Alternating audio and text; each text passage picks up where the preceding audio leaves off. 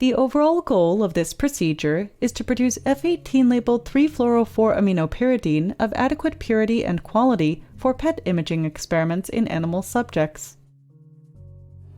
This method can help answer key questions in the imaging field about the utility of 3F4AP as a PET tracer for brain imaging to detect demyelinating conditions and other diseases.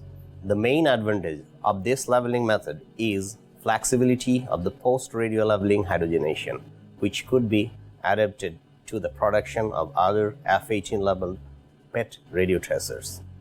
F18 has a 2-hour half-life and therefore is produced with a cyclotron before its synthesis to ensure that the product has sufficient activity to be injected. Given the short half-life of fluorine-18, it's strongly recommended to work in groups of 2 or 3 to ensure that the procedure is performed quickly but safely.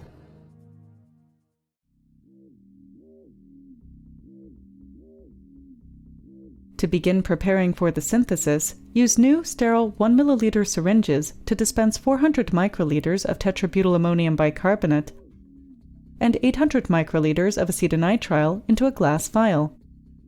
Seal the vial with a crimp cap. Add 50 microliters of precursor stock solution and 450 microliters of anhydrous acetonitrile to an oven-dried vial and seal the top. Seal 500 microliters of anhydrous acetonitrile in another oven-dried vial.